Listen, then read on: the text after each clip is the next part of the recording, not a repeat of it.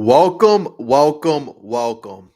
Well, folks, the trade deadline came and went, and the New York Mets made some pretty significant moves at the deadline. There is no doubt about that. The Mets, there was a buzz after the trade deadline, after David Stearns made a bunch of key moves.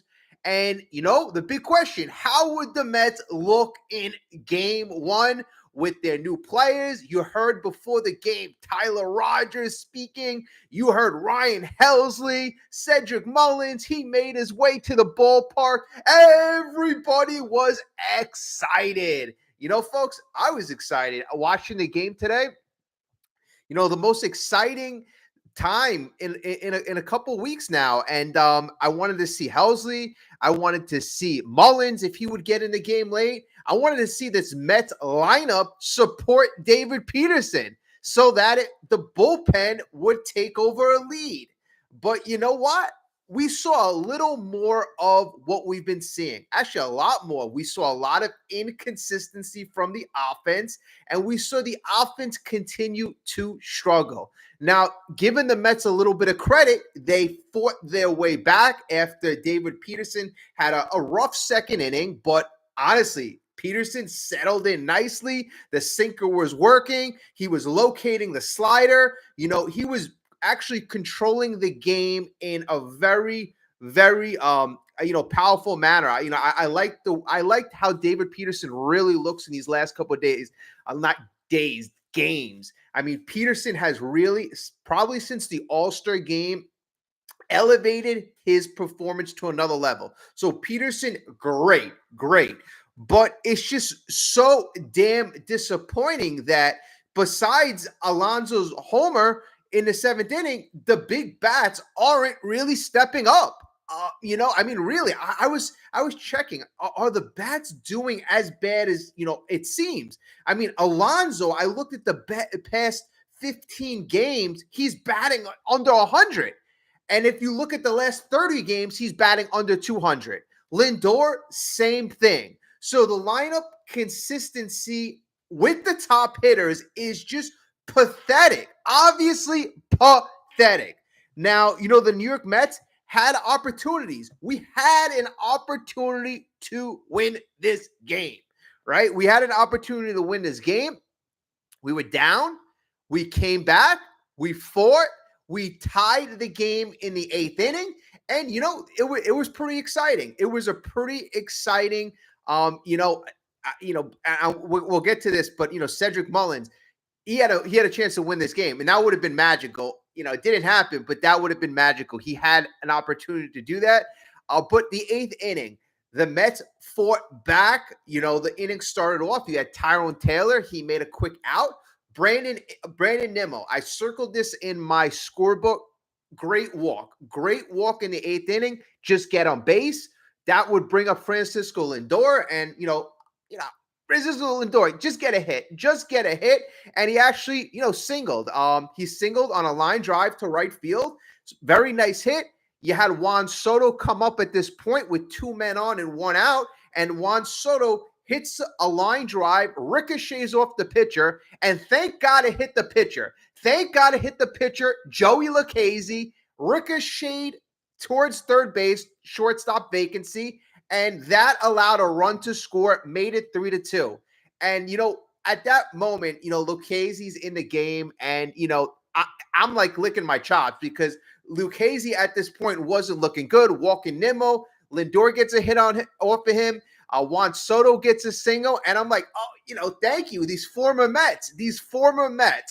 And then you have Jose Butto coming in. And, I just want to say this.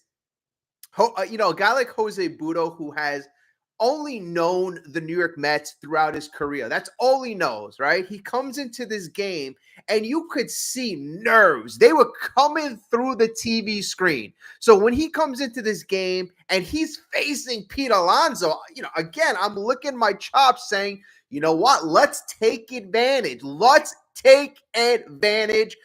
From a guy who clearly has no control, who's clearly rattled, And for everyone who was upset about losing Jose Butto, and I think I was listening to WFAN, Evan Roberts, he was upset about losing Jose Butto. I mean, Jose Butto had his good moments, but here's the deal. It's about winning a World Series, and you don't want a guy who rattles that easily pitching in big moments. So at that point, I'm like, okay, you know what? People who were thinking that was a big haul, and we're going to get to the trades. Like, I want to talk about that later. Folks, I just felt good that Jose Butto is pitching for San Francisco. Let's put it that way. All right, so Pete Alonso's at the plate. He hits a sac fly. Francisco Lindor scores, made the game 3-3. So, inning not over. You have Ronnie Mauricio up next. He walks. He's on base. And I want to make a comment. Another thing. I like Ronnie Mauricio in the fifth spot in the lineup. I think for the longest time, we've been searching for a guy who can give Pete Alonso protection. I think Ronnie Mauricio, I don't think he's anywhere close to the finished product, but I like Ronnie Mauricio in the fifth spot in the lineup. Switch hitter. And from the left side, this guy is lethal. And that at bat in the eighth inning shows the man's growth and his maturity at this young age. He was so disciplined in such a big situation. Now, I know the 10th inning, people is more fresher on our minds. He would not come through at that point, but the eighth inning at bat is something I don't want to sleep on and I want to appreciate because he did a good job there. So he walks, and that brings up Brett Baty. And actually, it was Mark Vientos. Brett Baty came in as a pinch hitter. And this was the point where, I'm hoping the Mets get a big hit. The Mets would take the lead, but it would not happen. Brett Baty ends up grounding, hits it to the worst guy in the infield, hits it to Matt Chapman. So it was an easy 5-3 put out, and the Mets would, go retire 3-3. And, I was so hoping because it's just so few and far between that the Mets have these offensive opportunities that, it kind of felt like when the Mets didn't get to 3, didn't score more than 3, obviously 3 tied the game, it felt like it was going to be tough. All right, so Ryan Helsley enters the game. Enters the game. And how could you not like that? How could you not love that? Ryan Helsley freaking dominant. I mean, 101, lighting it up.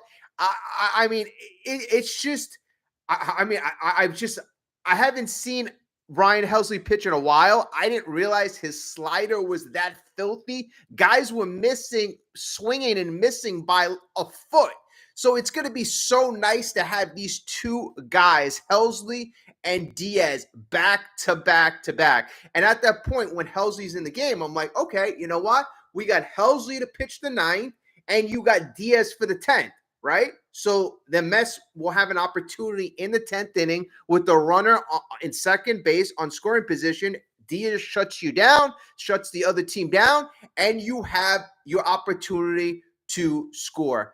Didn't happen because we all know Diaz would come in, obviously pitching the top of the 10th inning, and and you give the Giants credit because the first batter, Matt Chapman, grounds out to shortstop. Willy Adames takes his opportunity to go to third base. So at that point, it is man on third, 1 out, and you have, again, another former Met, Dom Smith, up. And, I'm feeling good. Edwin Diaz versus Dom Smith, man on third, 1 out, right? All right, strike him out, this and that. But Dom Smith very aggressively jumps on the first pitch from Edwin Diaz and lines it past Francisco Lindor.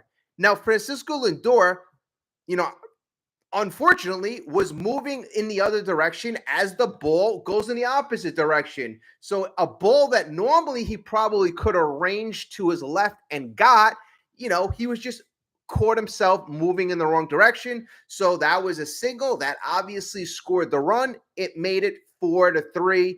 And you're just at that point hoping that Edwin Diaz closes the door. He ends up walking Casey Smith. So you got a man on first now. And the next two batters, Jung-Hoo Lee would make out by lineout, and Grant McCray would strike out. So the Mets went to the bottom of the 10th inning, 4-3, hopefully at least trying to extend the game and score at least one run. So the bottom of the 10th inning, you have Cedric Mullins at second base. So you got good speed out there. And you have the top of the lineup coming to the plate. And folks, this is indicative of our problem the last, I would say, month. Probably the whole season. The whole season, offensively, we'd have issues. But look at this, folks. You have your high-paying guys, game on the line, man on second. All you got to do is play smart baseball. We're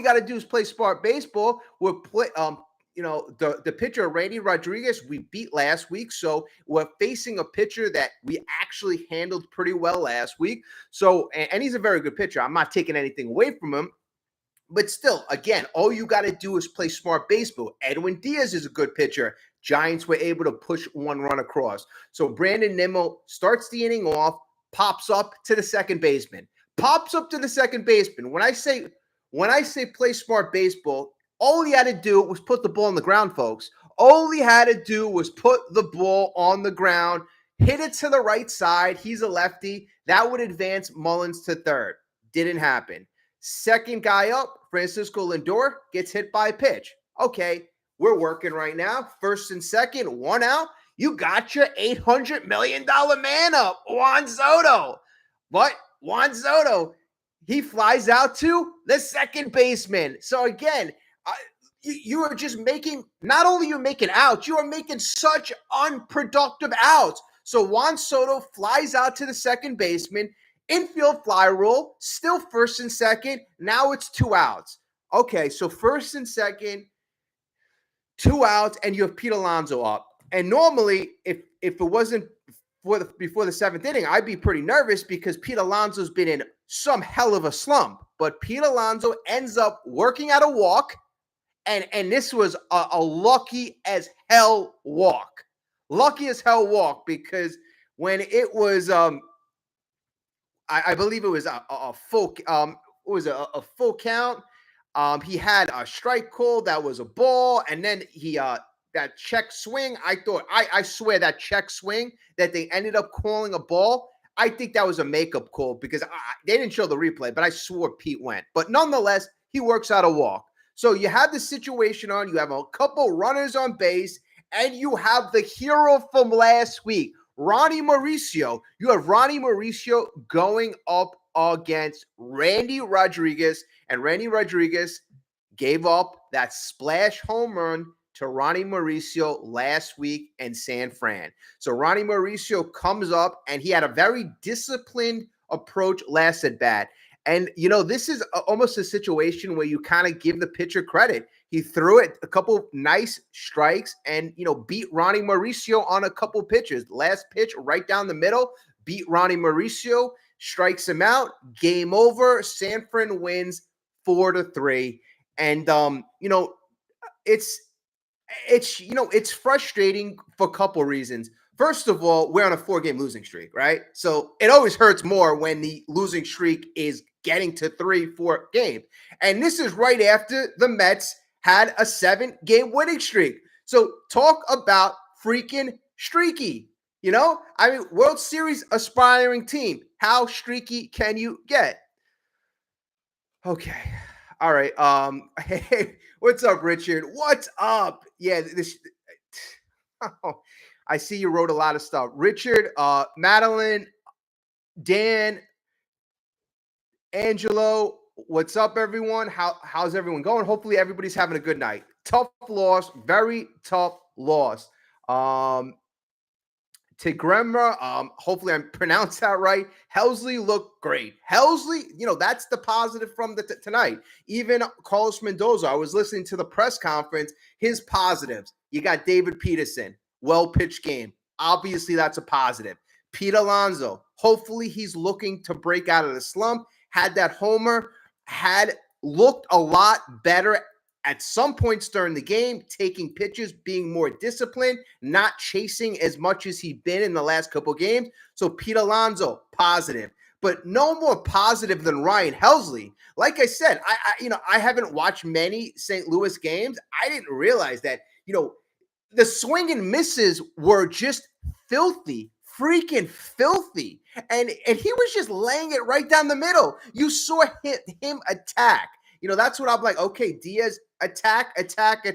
This is, I think, going to be good for Diaz. This is going to be good for the bullpen.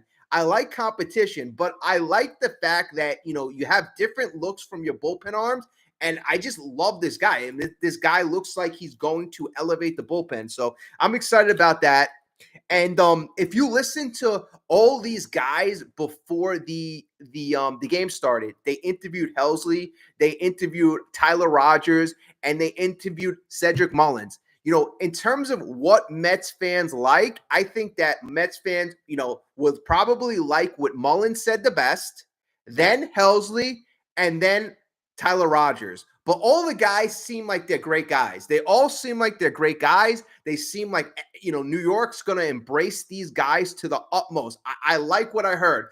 But the reason why I like Cedric Mullins, I think he would appeal the most in terms of what he said pre-game, because he's here no more than 5 minutes. No more than 5 minutes. And Cedric Mullins, the only thing he's talking about is bringing a championships to New York City. He's here 5 minutes. 5 minutes, and the guy is already talking about the only goal is to bring championships to New York City. Now, Tyler Rogers actually said something that was kind of funny and like silly. I'm going to get to that in a second. That I was actually shocked that he said.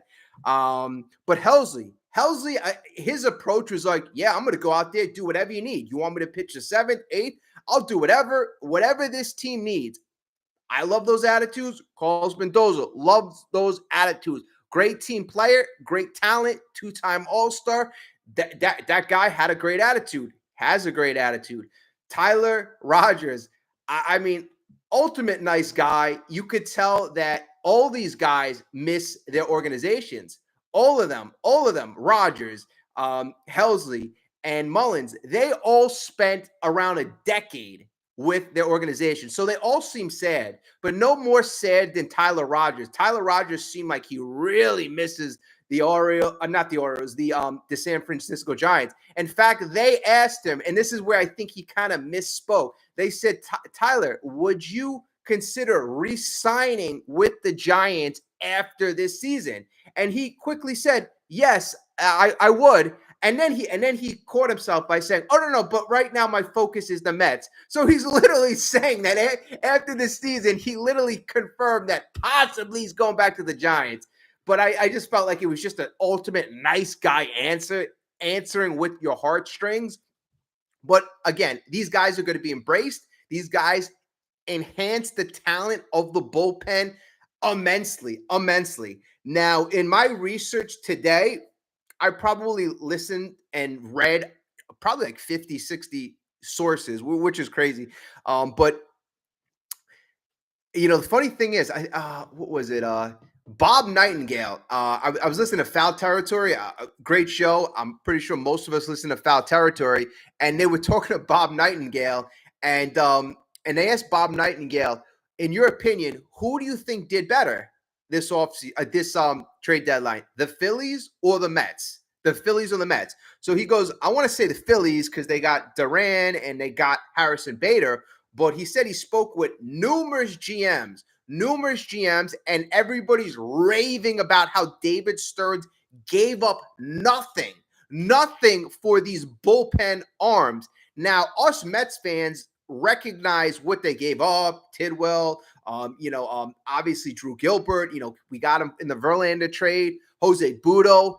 We recognize these names, but all other talent evaluators didn't have our prospects ranked that high and didn't have the talent that we gave up ranked too high. So apparently across the league, we're getting a lot of thumbs up. Now, that doesn't mean anything. It doesn't mean anything. And, for some people worried that we did give up a gem, we did give up the next PCA, the next Pete Crow Armstrong.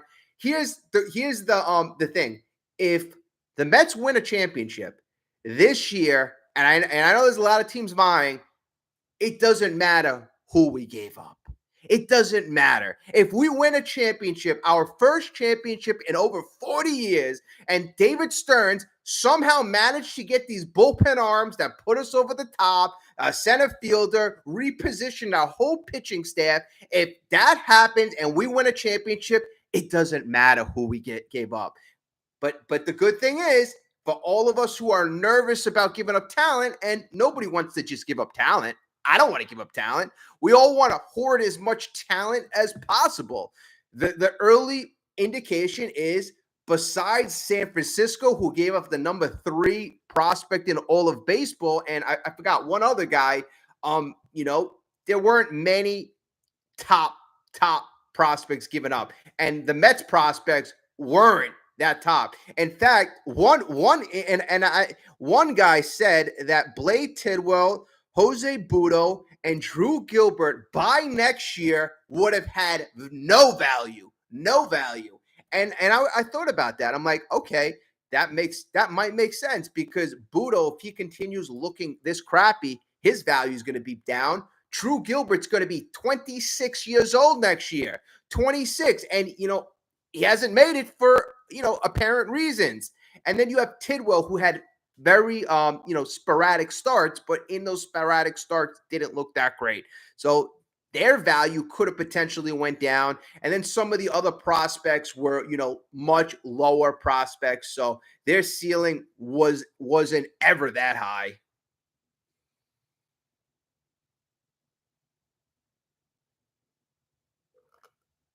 And then another thing too, apparently GMs were also down on the Phillies getting Bader instead of a guy like Mullins, saying that, we saw what Bader was last year. We saw what Bader was. I mean, I think that they got the best out of Bader in the first half.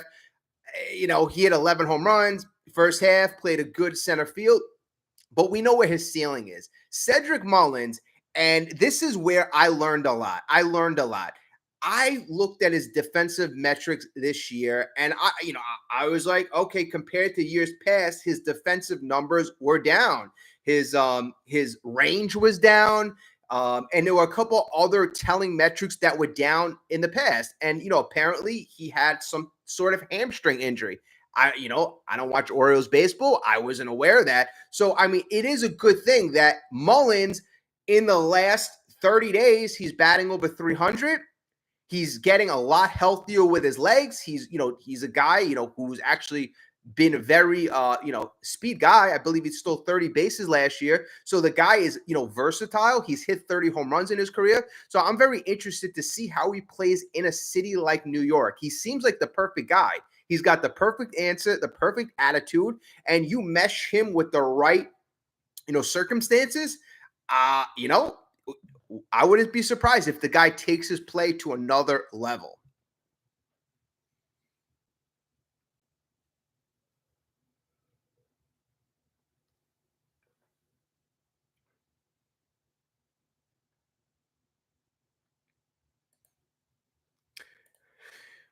See, Richard, I see you wrote the last thing you wrote. This team has a history of not doing what it takes to win. This team never dominates. Well, here's the thing. With David Stearns, he just came here last season, right? So he's only been here a year and a half. I'm going to compare this regime to this regime. So last year at the trade deadline, the talent that we got was nowhere near the talent that we received this year. So, I mean, Winker, we got Blackburn, and we got a couple scrap heap relievers. Scrap heap relievers was last year. This year, we got all-star relievers. We got upper echelon relievers. So it's not even a competition. Then we got an all-star center fielder, a guy who can bring a lot to what this team needs. This team had Tyrone Taylor out there. And I'm not taking anything away from Tyrone Taylor. I'm not. Because if you look at Tyrone Taylor's defensive metrics, I've always loved how he played center field. I always love it. I mean, his range is in the 90th percentile. His arm is in the 90 something percentile. I love the way he plays center field. But offensively, he was very, very challenged. Now, putting him in another position, fourth outfielder, pinch hitter, now I think he won't be exposed as much offensively, and we'll be able to kind of capitalize on his talent a lot better, put him in as a late inning defensive substitution, and then pinch hitting, playing more sporadically. I think he's going to excel much more. You saw him last year in that role. And he would fit in much, much better. So you got a center fielder and you got a fourth outfielder. So that one move where you didn't have to give up much at all. I don't know too much about some of the kid from the 19th round. I don't know too much about the prospects, but apparently from the experts, we didn't have to give up that much in terms of talent for Cedric Mullins.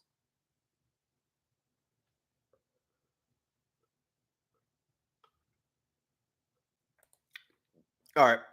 So Richard, let's break this down. And Richard, I love your opinions. You know that. So logically, Stearns did not make full use of his resources. So there's a very good contingent of Mets fans who are upset that we didn't get a pitcher, an Alcantara, not many pitches dealt. The guy from Arizona, he was dealt, but not many pitches dealt. But whatever. That doesn't mean anything. You could have obviously gone after somebody, but if you want to go after an Alcantara, you're gonna have to give up it. They wanted a top 5 prospect. They wanted a top 100 prospect. I think they wanted multiple top 100 prospects, depending on who you asked.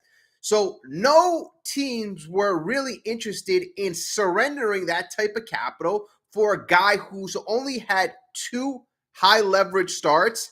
And then if you look at the rest of the field, Dylan Cease, I mean, he's a free agent. He's a rental. What were the options? Nobody really of high level was traded. If there was another pitcher that was a number 1, number 2, and he was available, another team got him, the Phillies got him, I'd be like, all right, yeah. But who was out there available that would have made a significant difference? And then if they were out there, you would have had to give up a Jet Williams, a Carson Bench, a Jonah Tong. I mean, if you were willing to do that, then, all the credit in the world. But then again, then you would have to find which player was out there. Yeah. Oh, okay. I understand. Yeah. The lack of offense. The lack of offense is glaring. The guy low from Olau from the Rays.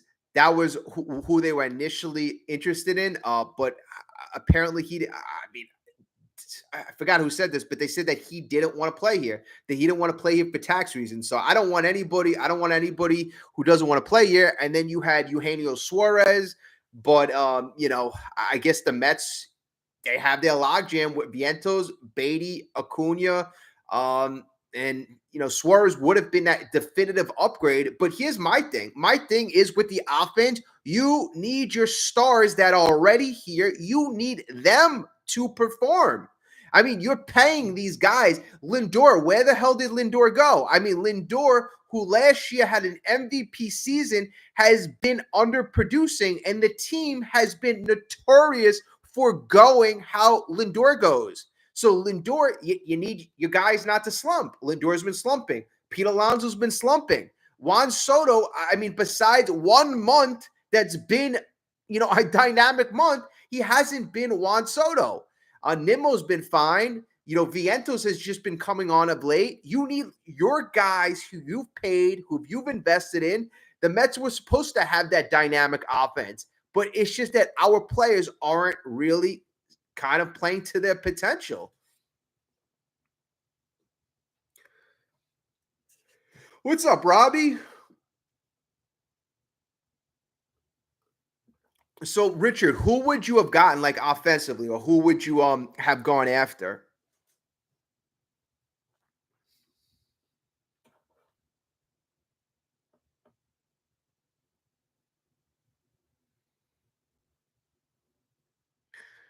Stephen Kwan. I mean, the Yankees, they submitted offers for him, but I heard everybody's saying the price was ridiculous on Kwan. So if the price was ridiculous on Kwan, right? If the price was ridiculous and they say that they want a couple of your top 5 prospects, and we all know who our top 5 prospects are. We all know who our top 5 prospects are. Any of the Jonah Tongs, Sproats, Jet Williams. I mean, Carson Benj. I mean, if you wanted to give up some of those guys, you probably could have gotten a Stephen Kwan.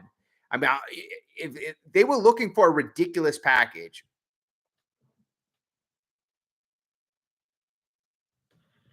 Yeah, you know what? The Sox, they look like they look incompetent. They look extremely incompetent, and you knew right away when the Phillies traded for Harrison Bader that it just didn't really seem like Luis Robert was going in, and that's really silly. I mean, I think they wanted to play hardball. I think they wanted to play hardball, and potentially they wanted to play hardball with the Mets, right? They wanted to play hardball with the Mets. The Phillies pivoted and the Mets pivoted. And I think those were the 2 primary teams that were, in the running for Luis Robert Jr.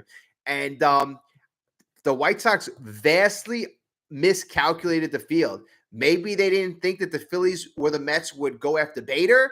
I believe yeah, you have to assume, you have to look. You see, here's the thing. Here's the problem with supply and demand. People think that, I have one of the only center fielders on the market, right? They go, there's only 3 center fielders available. There's only 3 center fielders available, and I have one of them. I have one of them. But the problem is, if there's only 2 teams willing to trade for a center fielder, you're going to be left out. You're going to be left out. And if you're not willing to accept a package that's comparable with the talent of Luis Robert in 2025, I mean, you're screwed. They said early on, we're looking for talent equivalent of his potential. I mean, that was one of the silliest things I've ever heard. It's not, like, the guy's not a prospect. He's not in his rookie year. The guy's been in the league for 5-6 years now, and he hasn't been good for 2 years. So, you're right. That was one of the dumbest. I mean, it was extremely dumb by the Chicago White Sox. But I mean, it's no surprise that the team has been that bad. It just kind of stinks that the Mets couldn't really, upgrade to that potential. But then again, things work out for a reason. Not only, were you going to have to pay up to get Luis Robert, then you got to worry about his injury history. You got to worry about his inconsistency. You got to worry about his offensive struggles. Hey, we got Cedric Mullins. We got him for this half of the season. Let's utilize him to the best of our ability. I mean, who knows? Who knows? Yeah, I like one of the reasons why I did like Cedric Mullins. I liked his attitude, but I'll tell you why. For some reason, and I know this is going to be like kind of hard to relate. He gave me an Iglesias vibe. That type of leadership quality. The fact that he was touting World Series. I think that's good for the clubhouse. That's good for the clubhouse. I mean, if he can kind of, push that positivity. I mean, Mullins is batting over 300 for the last 30 games, I believe they said, 30 days. So he's doing good offensively, or at least better offensively. It's just the rest of the lineup. The rest of the lineup is really inconsistent.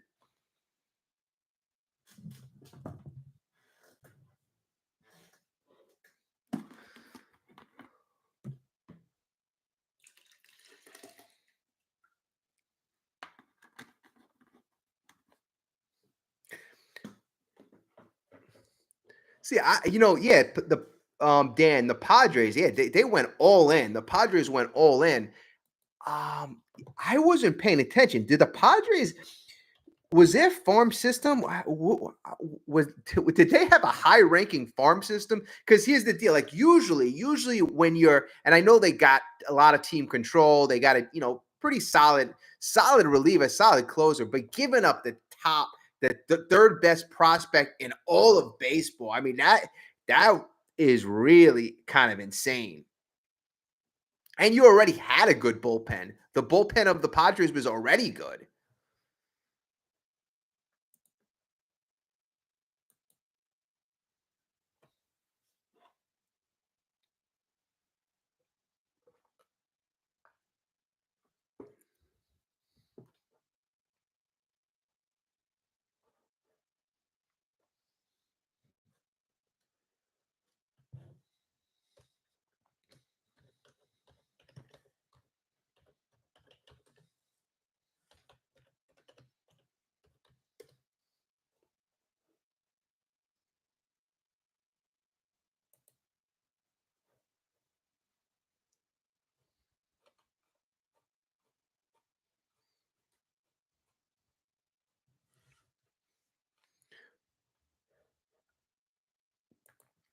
Okay, so there were a lot of talk that the New York Mets, all right, didn't give up any top prospects. We all know that, right? So, and there was just talk that the prospects the Mets gave, next year they could be off the charts, like the Drew Gilberts, Blade Tidwells.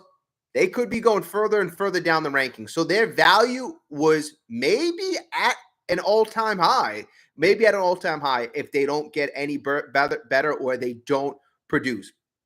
But also, the Mets farm system is getting better. The fact that they didn't have to make any desperate move and give up any of their top chips, and they were able to give quantity instead of like top quality like the Padres, really shows you how good their farm system is getting. I mean, and I looked at Bleacher Report. They actually ranked all the teams farm system a couple of days ago. And San Diego Padres, it's no surprise, they've made a lot of trades in the past. They were ranked 26th. The only top prospect that was in tier 1 was the guy they traded, Leo DeVries. He was their only highly touted prospect. So I guess for them to get anything of significance done instead in terms of getting a bullpen arm, that was their only option. The New York Mets, we could clump together quality in order to get deals done. So that's credit to Stearns. That's definitely credit to Stearns. But I'm looking at Bleacher Reports. I'm not sure if I agree with their. I actually really don't agree with their rankings.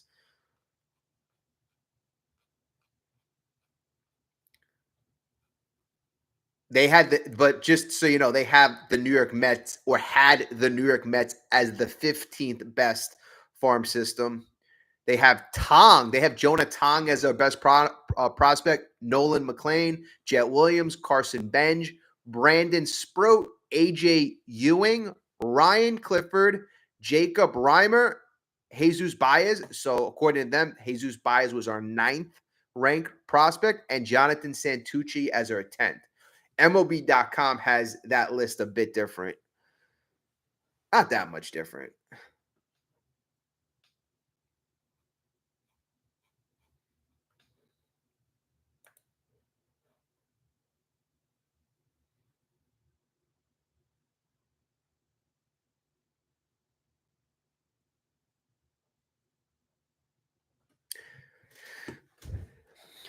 But I give San Diego credit. I give them credit because in the last couple of years, the Padres have been ultra aggressive. They have been ultra aggressive, getting a ton of talented players. And that's how the Mets, and I'm going to continue to repeat this, that's how the Mets system is going to be. I mean, you're going to develop these kids. You're going to develop the talent to, number one, bring them up, or number two, trade them. And you're going to build these guys up. You're going to build up guys you get from the amateur draft, guys you sign, and you're going to the more you could develop lower tier talent and get this talent up to the next echelon. I mean, the more value you have in your farm system, and the more value you have in your farm system, the more options you have when it comes to trading. And teams know that David Stearns is notorious for developing pitching, developing talent. Again, look at the Milwaukee Brewers. Look at that team. Look at that team. Right now, I know David Stearns hasn't been there for a year and a half, but that whole system is littered. 90% of the system is littered with talent developed and picked by David Stearns. So, I mean, we were all wondering, is David Stearns the guy? Like, is he just a small market guy? Is he a guy that can get aggressive? And I think this trade deadline answers that other question. Can he get aggressive if he needs to be? Right? I went to bed on Wednesday night. On Wednesday night, after we got Helsley, after we got Tyler Rogers, right? And there were rumors all over the place. We're going to get a center fielder. We're going to get a pitcher. So I was so happy. And at the end of the day, I'm like, David Stearns is being super aggressive. Not only that, he got Gregory Soto, the best left-handed guy acquired at the deadline. I'm like, we got 3 bullpen arms, and it's the trade deadline still has almost 24 hours left. I was so excited going to bed on Wednesday night. But there was one thing, 4:00 in the morning, that hit me. One thing. So David Stearns was in aggressive mode. I hope that still he would hold on to the fact that this is only obviously 2025. You want to win, but you don't want to do any stupid moves. No stupid moves. You be aggressive, be smart, be shrewd. And according to the ratings, according to the reviews, that's what David Stearns was. He was smart, he was aggressive, he was shrewd, and he didn't give up any top talent. And the Mets bullpen got better. The Mets offensive situation is bad, but it got a little less bad. Because there's no denying the center field position had no offense. 4 home runs from the center field position all year, batting 200. I mean, that is just pathetic. Mullins upgrades that a bit. But again, I like the whole complete player. I like the guy's presence in the clubhouse. I like the guy's presence in the dugout. I like the fact that this guy looks like a leader. I like the fact that all these guys spoke highly of their teams. They spoke highly of the Cardinals with Helsley. They spoke highly of the Giants with Rogers, and they spoke highly about the Orioles. That, it just shows great character and loyalty. That's what you want, folks. You want guys who want to be here, guys who are loyal to the situation. I'm super excited. I'm super excited. I think we should all be pumped up. I know this 4-game losing streak kind of puts a damper on the trade deadline, but it's not all about a little tiny stretch at the end of July. If we remember last year, after the trade deadline, the Mets struggled. In fact, after Kodai Senga got hurt against the Braves, when he threw that nice 5 innings, the Mets struggled for a bit. So, if they struggle right now, that's fine. As long as you get it together in the next couple of days, weeks, you get it together. Obviously, I think we're half game behind the Phillies now. I think they won, but that's still it doesn't matter. On August 2nd, it just doesn't matter. It doesn't matter. It only matters. Last year we were playing hot at the right time. Got to get hot at the right time. We're still getting guys like Manaya. You're still ramping those guys up. You're still ramping Kodai Senga up. Frankie Montas, probably he's, I don't know. He's not good. I don't want to say he's not going to be on this team, but he's got to get his game to the next level. But again, you go to the Stearns plan. Now everybody from Andy Martino to Tim Britton to Will Sammons, they're saying the strategy was this: if we didn't get bullpen arms, then our young talent, like the Sproats, if we didn't trade any of our, let's say we didn't trade Blade Tittle, but we still have a bunch of pitchers, Jonah Tong, they were going to go to the bullpen. That they were going to go to the bullpen. But now, since we were able to get a whole slew of bullpen help, you're going to use those top prospects in the system. You're going to use them in the number fifth spot. You're going to use a Nolan McLean. You're going to use a Brandon Sproat. And Brandon Sproat has looked much, much, much better. So you're going to have some top tier options. And you know what? That's exciting. That's exciting. If at the end of this year, if we have a solidified bullpen, if we have Nolan McLean, or we get a Brandon Sproat, and they end up being anything close to what we think they could be, that just puts this team, again, elevates this team. You get elite pitching. Elite pitching will be able to transform this team and be able to get us to that next level. Again, I know we need the offensive consistency. That's important too. But the fact is, we know these guys have talent. Just got to get them going. Got to get them going.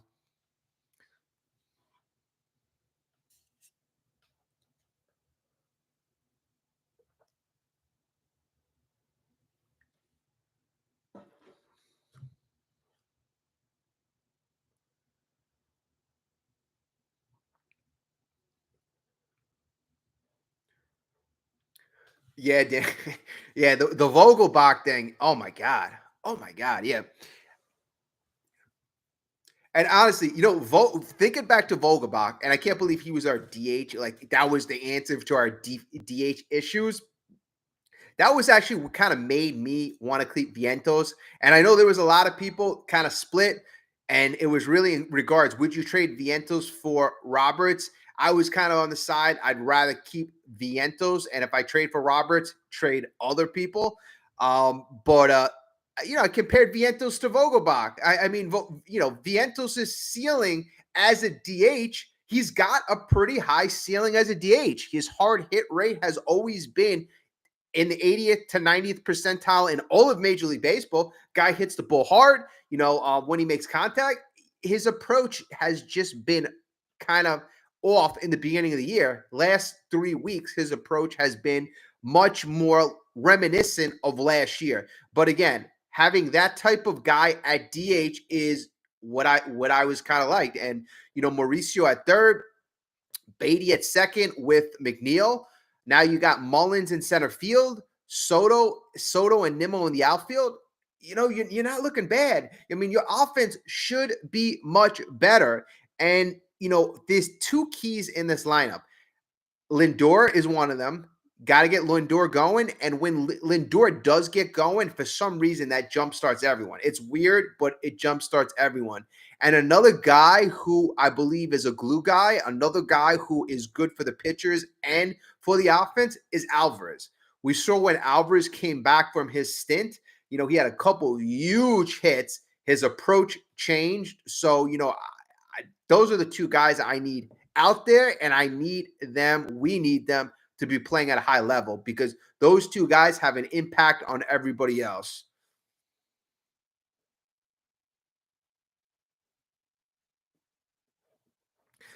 Yeah, Robbie. Robbie, you're asking if Lindor, I mean, if he's going to be captain. I'm down on Lindor. Like, ever since he got hit in the wrist a couple weeks ago, it's if maybe he should have took a couple of weeks off on the sidelines. I don't know. I mean, the guy just turned into like Lindor when he first came here. I mean, he's just got a bad approach at the plate.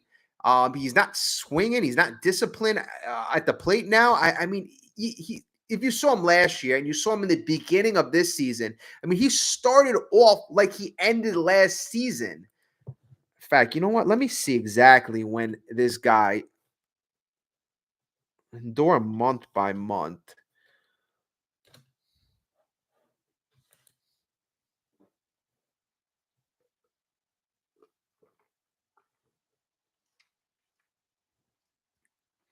So Lindor in April.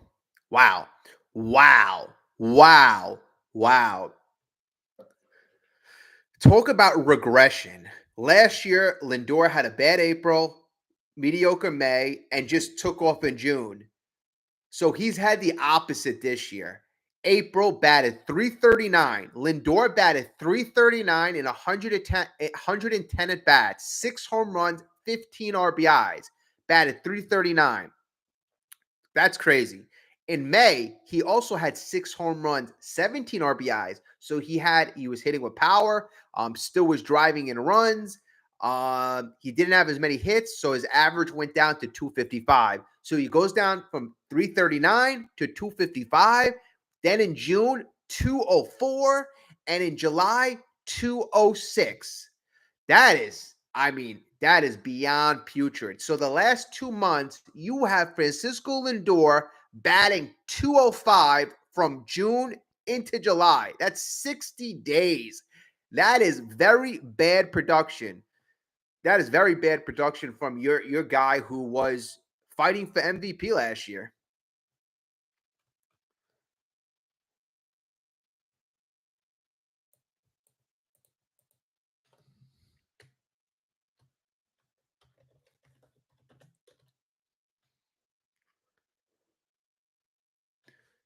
Pete, kind of same thing. Pete started off in April, batted 358. Pete batted 358, 6 home runs, 24 RBIs. Then after that, it kind of went down. May, he batted 234. June, he kind of brought it up there, had a pretty decent month, batted 295, 7 home runs, 22 RBIs. Pete had a good June, wanted to make the All-Star game. Pete likes making the All-Star game. Got to say that. And then July, Pete Alonso is batting 141. 141, Pete Alonso. So you got your big guys, Lindor and Alonso, in the same month, batting bad. So, and Soto average month by month, he's only had that hot June.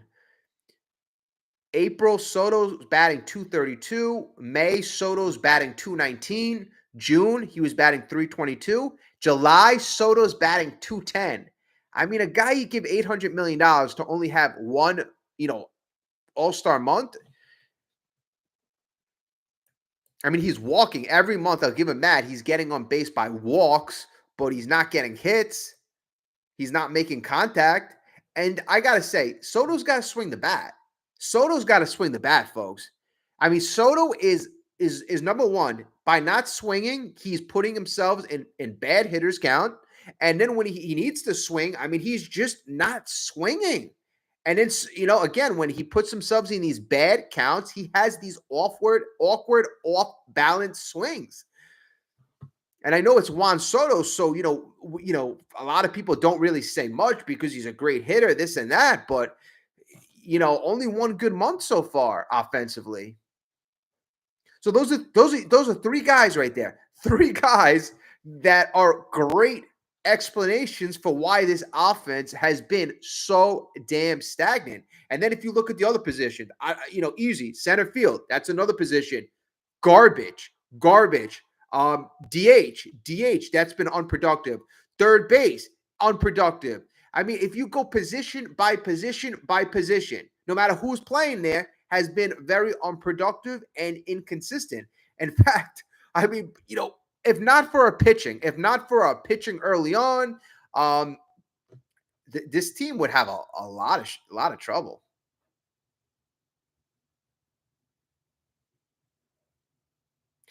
Yeah, Robbie, we have to rely on Vientos and Beatty. But I'll tell you what, when Vientos, Beatty, and Mauricio come up now, I'm talking about now, not a couple months ago, I'm feeling more confident than when Lindor's up. And how is that? How is that? I'm more confident. That's how I feel. If it's in the, I was actually happy that Mauricio was up with the game on the line in the bottom of the 10th inning. I mean, he did strike out, but I have little confidence in Lindor, and I used to have more confidence a couple months ago. But right now, the guy is he's in an ultra slump. Alonso's in an ultra slump. Doesn't mean they can't get out of it like this. When you're in a hitting slump, you make a couple good contact swings and you can get out of it. But the fact that so many of their offensive guys are in slumps, then you got to look to coaching. Then you might have to look to analytics. Then you have to look at what else is the problem. It can't just be that everybody stinks. Why does everybody stink? These guys are talented hitters. Lindor didn't, I mean, look what Juan Soto did last year. I mean,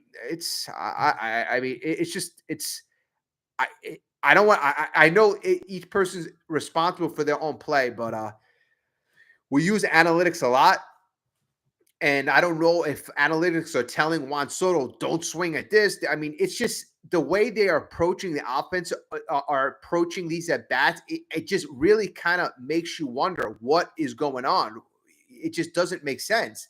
I mean, Robbie Ray, you make Robbie Ray look like Nolan Ryan. I know he's been pitching better as of late, but I remember there was a time, a couple years ago, 2022, the batters were taking more pitches per at bat. I mean, that's when Nimmo was, almost had a 400 on base. We got to get back to that. Wearing the pitcher, knocking the pitcher out, getting to the freaking bullpen. That's what the problem is. We're not getting in the bullpen. We're letting these other starters, not even upper level starters. We're letting mediocre starters, pitch 6, 7, 8 innings. It's just not going to be a viable. It's not going to be a viable strategy going forward.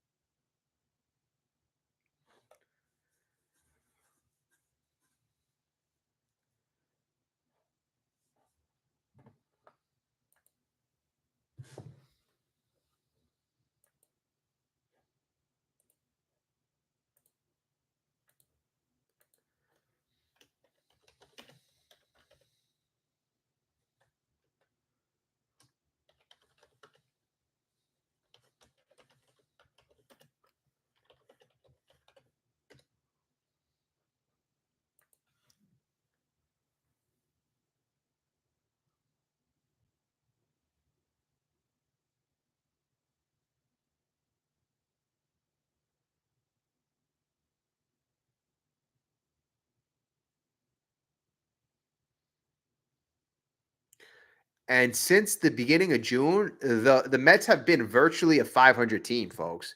I mean, they've been virtually a 500 team. Since June 1st, we are one game over 500. One game over 500. So, I mean, we really have a lot of opportunity to get better. We certainly do. And I'm looking at this in the month of June. The team hit 45 home runs. 45 home runs in June. 45 home runs. And that month also, ironically, was when Juan Soto heated up, right?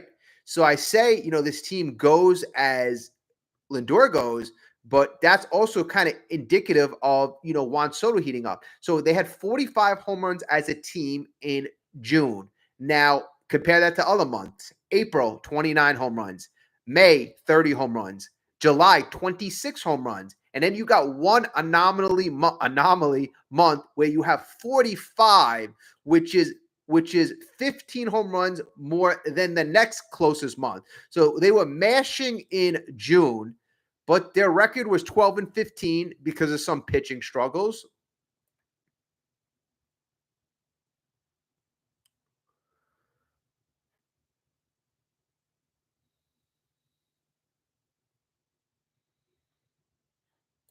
Yeah, the end of June was tough. The last 2 weeks of June were tough.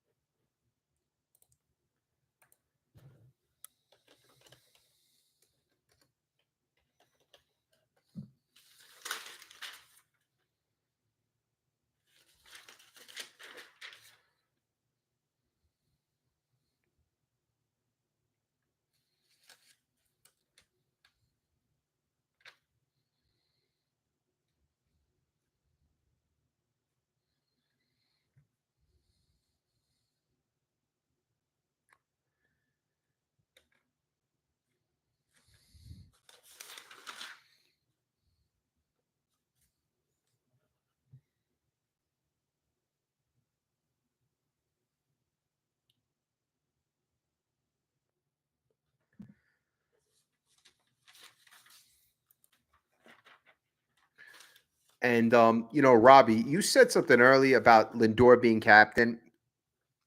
Now I understand the guy struggling on the field, right? Struggling mightily on the field. But what really bothered me is since he's struggling, you want to see hustle. You want to see things that intangibles. You want to see the intangibles. Like some things you can't control. You hit a line drive at somebody.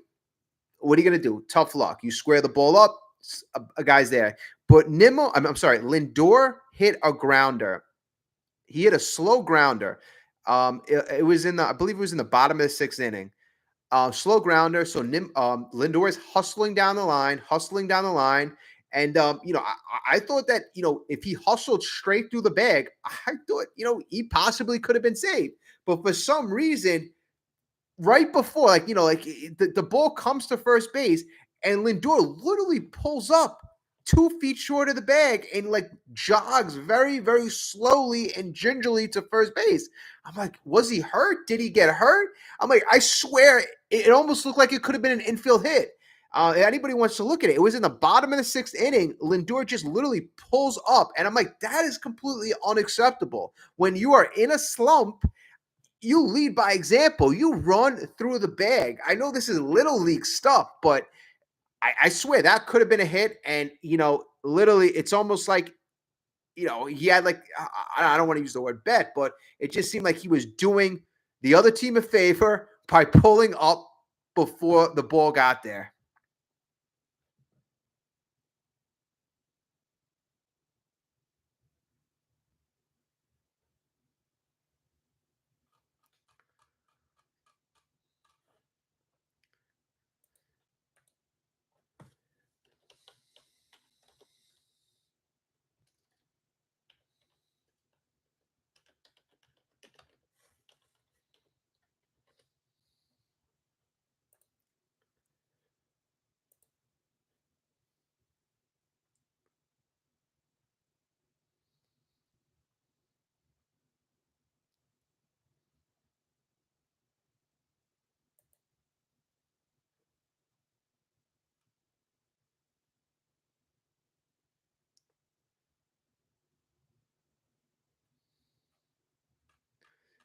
And also, too, thank God, the average thing about him getting hit with the foul tip. Thank God the guy didn't have a concussion.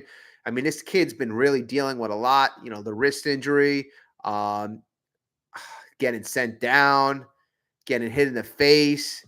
I'm interested in seeing Alvarez come back because if there's something to inspire the team, it's this kid.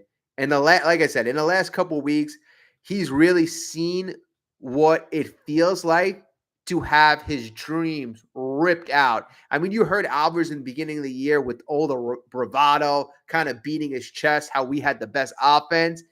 And then months later, he's in the minor leagues. Folks, that is a really big wake-up call. But I think it's also good for other guys to see this guy succeed because it's a good story. It is a good story. It's a good feel. And, I believe that is huge. I'm telling you, Alvarez is a key guy. Lindor, key glue guy. And that's why I'm very disappointed when I don't see Lindor hustle, when I don't see him doing those intangibles that I believe a guy who's perceived as the captain, Lindor, that's the thing, is he's not the captain, but the fact that his name that has been spoken of to be the captain the last couple of years, many Mets fans perceive him as the, unofficial captain. So locker room, he's still good on the mic. He's still good with giving energy after the games. But you are paid to be a top level performer on the field. So we have not seen that yet. And it's all of them. It's all of the high paid guys.